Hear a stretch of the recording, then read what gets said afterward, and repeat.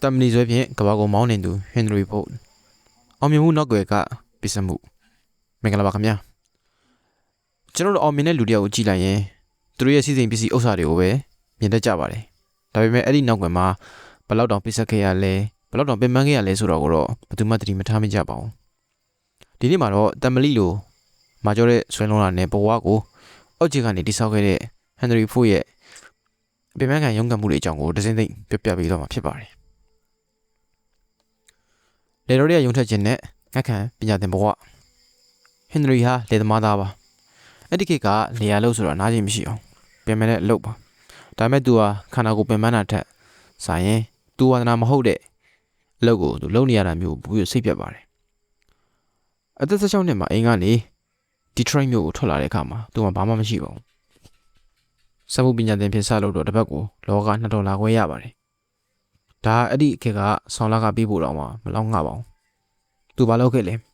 အဆောင်ကတော့ပတ်စံပူရအောင်ညဘက်တွေမှာနိုင်ပြင်းတဲ့အလုပ်ကိုထပ်လုပ်ပါတယ်ဒီနေ့ကို15နာရီကနေ18နာရီထိနားကျင်မရှိလုပ်ရင်နဲ့ငငတ်ပြပြနဲ့ပညာသင်ခဲ့ရတာပါကိုရောင်ရဲ့တမ်မလီစိတ်တဲ့ဟန်နရီရဲ့အပင်ပန်းဆုံးအချိန်ဒီမှာအက်ဒီဆန်ကုမ္ပဏီမှာအင်ဂျင်နီယာလုပ်နေတဲ့အချိန်တွေပါပဲမနေ့ကလည်းညနေအထိကိုကုမ္ပဏီမှာလုပ်ရတယ်ညဘက်လူတွေအိပ်ပျော်နေတဲ့အချိန်မှာသူကနောက်ဖေးကိုရောင်ထဲမှာစီကြီးတွေပေးကြရင်အေးတန်းကိုအန်တူရင်နဲ့ကားကြီးဖြစ်ဖို့တူနဲ့တူနှက်တွေကျက်နဲ့အားလုံးခွန်တိုင်းကြိုးစားခဲ့ရတာပါသူကညဘက်တွေမှာအိတ်ဆက်ခြင်းကိုစတေးခဲ့ပါတယ်ပတ်ဝန်းကျင်ကလည်းသူ့ကိုအယူလိုခဲ့ကြတယ်မြင်မပါပဲတော်တဲ့လှဲဆိုတာဘယ်တော့မှဖြစ်မလာနိုင်ဘူးလို့ဝိုင်းပြောကြပေမဲ့သူကဘသူစကားကိုမှနားမထောင်မနဲ့ကိုရောထဲမှာချိန်ကုန်ဆုံးခဲ့ပါတယ်1896ခုနှစ်မှာသူကပထမဆုံးကကွာဒရီဆာကေထွက်လာတဲ့အခါမှာတော့သူ့ရဲ့ပင်ပန်းခံမှုတွေအရာထင်လာခဲ့ပါတယ်ကြာရှုံးမှုများနဲ့ပုံမျိုးလေးရင်ဆိုင်ခြင်းဟန်နရီယာဖုန်းမော်တာကမ်ပဏီကိုမတည်ထောင်ခင်မှာကုမ္ပဏီနှစ်ခုလုံးကြာရှုံးခဲ့ပါတယ်ရင်းနှီးမြှုပ်နှံသူတွေကသူ့ကိုယုံကြည်မှုမရှိတော့ဘဲနဲ့ဆုံးသွားကြပါတယ်ပတ်စံမရှိထောက်ခံသူမရှိတဲ့အချိန်တွေမှာသူကစိတ်တမကြခဲ့ပါဘူးသူ့မှာရှိတဲ့နောက်ဆုံးခွန်အားကိုတုံးပြီးတော့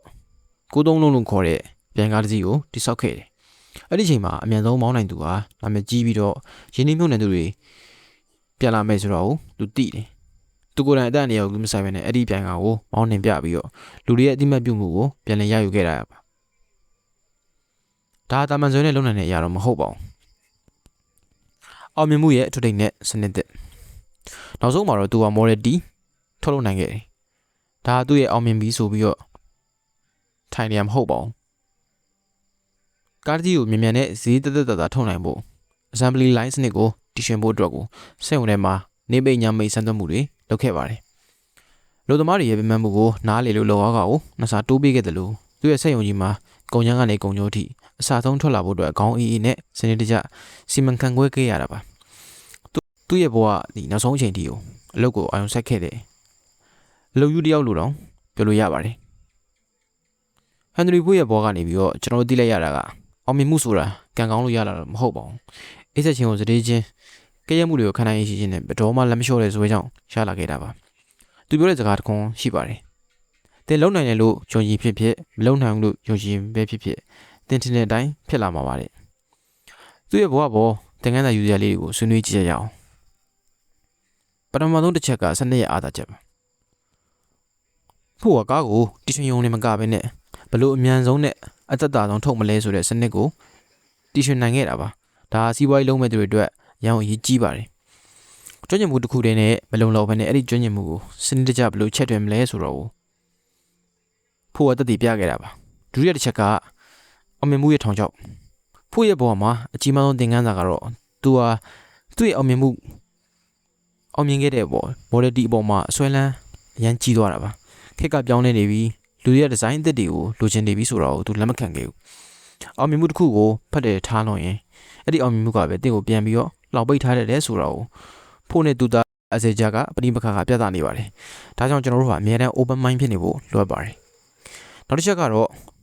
ပိစက်မှုနဲ့မျှတမှုဘဲလန်အကြောင်းပါဖို့ဟာတကဘာလုံးကားစီးနိုင်အောင်လုပ်ပေးနိုင်ခဲ့ပေမဲ့သူ့ရဲ့မိသားစုဆက်ဆံရေးမှာတော့အောင်မြင်တဲ့ဖခင်တယောက်ဖြစ်ခဲ့ပါအောင်သူကကောင်းပါမှုနဲ့တားဖြစ်သူဟာစိတ်ပိုင်းဆိုင်ရာ